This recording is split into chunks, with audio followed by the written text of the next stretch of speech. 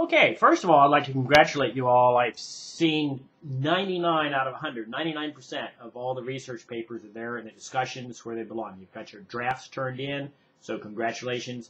Now you're going to begin the peer review process itself, and if you'll go to the course content folder, you'll see that I've left there a very elaborate video. It's been there a week or two now already, but make sure you look at that or go over it again.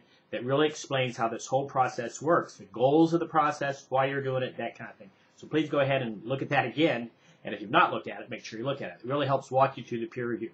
Don't forget, I'm expecting you to turn in a revised, polished copy of your research paper. I'm not polishing it for you, all right? It's critical that you understand how to turn in your best work the first time, any place, be it in college, the workplace, department that you're working for, police department, the military, anything. You've got to turn in your best work the first time. So this peer review process kind of goes over that again with you, okay? And it causes you to think about the revisions. Now, that said, revisions, ta-da, that's the portfolio, okay? You still have the opportunity to revise your first two major papers as well as the research paper. When I get the research paper from you, I will look at it, make comments, and give you the opportunity to revise it, all right? The revision process is very important. It's like the peer review process. A peer review you won't do all your life, but you will always do the revision process. Peer review kind of teaches you how to do your own revision. From now on, after this, you can do it yourself, okay, which is going to be very cool. So let me go over some of the final details of the class here, okay. Obviously, your research paper is due to me, due to the assignment link, due to the assignment Dropbox on April 24th, okay. Make sure you revised it carefully. Make sure your paragraphs are focused. Make sure all your topics, all your paragraphs begin with clear topic sentences that determine the focus of the paragraph. Make sure you have an introduction that tells what the paper is going to be about. Make sure you have a conclusion that reflects what the paper was about. You'll be in good shape if you do that, okay? And then once again, you will have a chance to revise it. Okay, so that's due April 24th.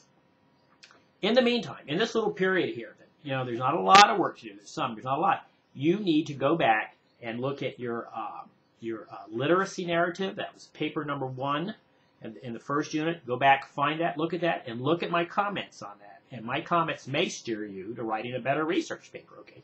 Plus, you're probably going to revise that paper.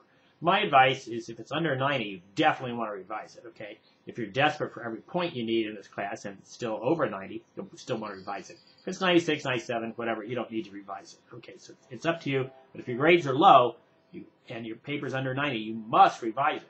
If you don't, you're just going to get the same grade that you got the first time, okay? So the portfolio itself is due May 8th.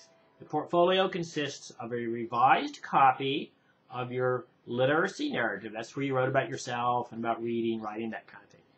Look at my comments there. Listen to my audio files. If you can't find them or there's a problem with them, email me, please. I spent a lot of time on those papers, all right? So go over that, okay? Revise it. Take notes as you revise it because your writer's memo needs to tell me not only what you revised in detail, but it needs to tell me why. It's the whys that are the most important in college and in business. It's the whys. Okay, that's important, all right? So your writer's memo has to tell me why you did those revisions.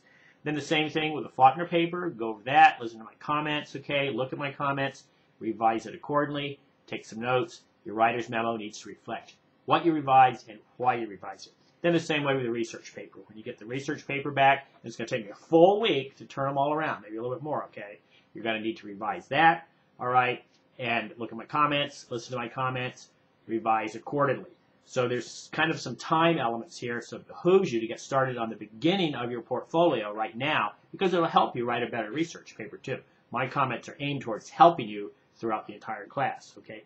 So then the writer's memo also must be submitted with the portfolio, and it needs to be 2 to 3 detailed pages, all right? If you decide not to revise something, just tell me why you decided not to revise it, okay? But I want 2 to 3 detailed pages of writing for a writer's memo this time with your portfolio, and I want it to be perfectly written, okay? I'll grade it, all right?